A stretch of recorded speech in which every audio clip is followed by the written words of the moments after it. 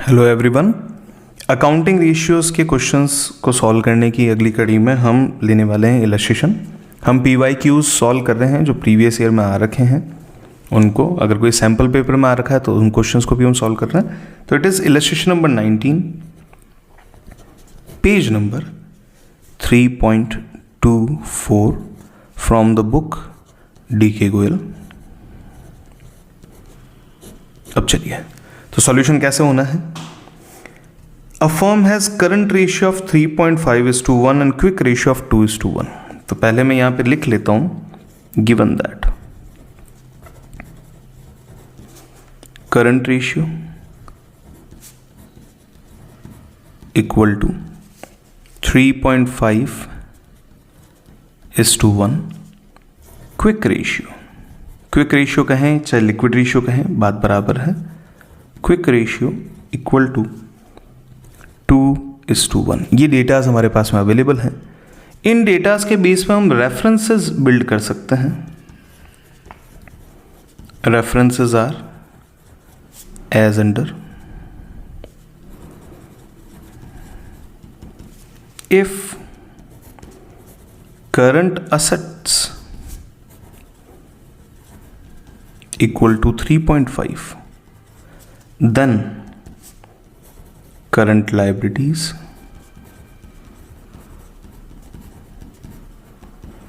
equal to 1। जैसा यहां पे दे रखा है, देखिए करंट रेशियो में ऊपर करंट असेट है, नीचे करंट लायबिलिटी है। तो अगर करंट असेट 3.5 की है तो करंट लायबिलिटीज कितनी हो गई, 1 की। Then quick assets equal to 2। यहाँ देखिए, यहाँ 2 की क्विक असेट दे रखी है, आप लिख लीजिए CA, इसे लिख लीजिए, यहाँ लिख लीजिए CL, यहाँ लिख लीजिए QA। Done. Then inventories will be inventories equal to CA minus QA equal to 1.5। देखिए ध्यान से देखिए, इन्वेंट्री का फॉर्मूला क्या होता है, करंट असेट में से क्विक असेट को लेस कर लीजिए। तो 3.5 में से 2 चलेगा तो 1.5 आएगा। And lastly working capital. मैं सारे रेफरेंसेस आपको बता रहा हूं, जितने रेफरेंस की आपको रिक्वायरमेंट हो उतने आप यूज में ले सकते हैं। Current asset minus current liability. Current asset है 3.5, करंट लायबिलिटी है 1, तो डिफरेंस आ जाएगा आपका 2.5 का। ये सारे रेफरेंसेस आपने बिल्ड कर दिए हैं। इन्वेंट्रीज को आप नाम दे दीजिए I से, और वर्किंग कैपिटल को आप नाम दे दीजिए WC से। ठीक है, अब क्वेश्चन ने क्या डेटा और दिया है जिसके बेस पे हम फाइनल सॉल्यूशन करने वाले हैं, उसको समझते हैं। Assuming inventory at 24,000, find the value of total current asset and total current liabilities. Value of inventory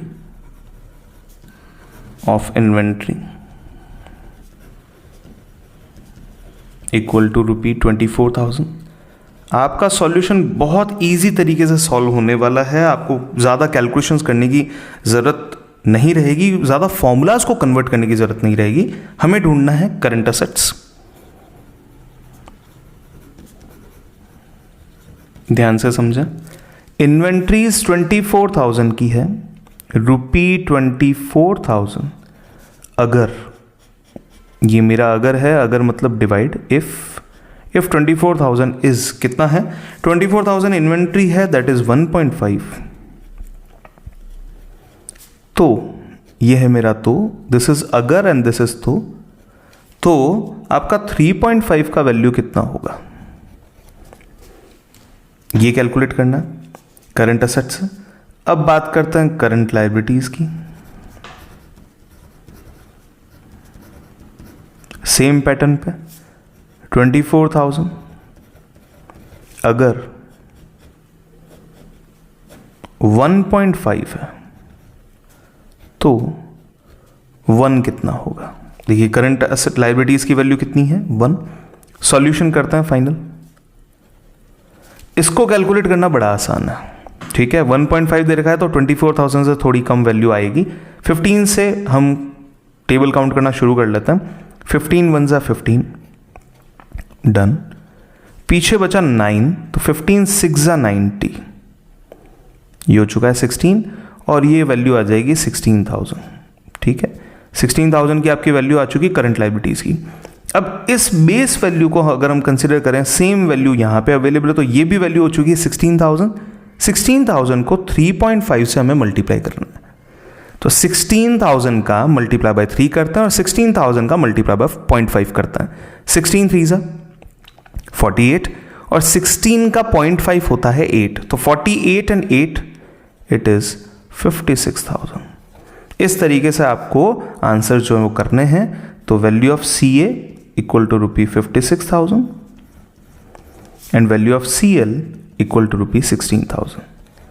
let's check with the solution. Final जो आंसर यहाँ पे अवेलेबल है उससे चेक करते हैं।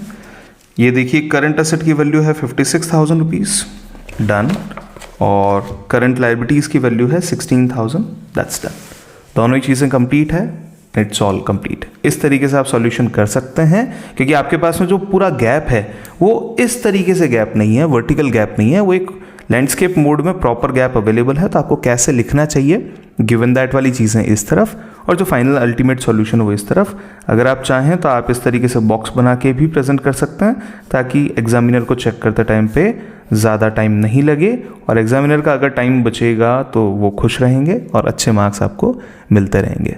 Thank you so much for watching this video. अगर आपको लगता है कि ये वीडियो किसी और स्टूडेंट के काम आ सकती है, प्लीज़ शेयर, आगे से आगे शेयर करते जाएं, वीडियो को लाइक करते जाएं, चैनल को सब्सक्राइब करते जाएं और आगे में मोटिवेट करते जाएं। Thank you so much.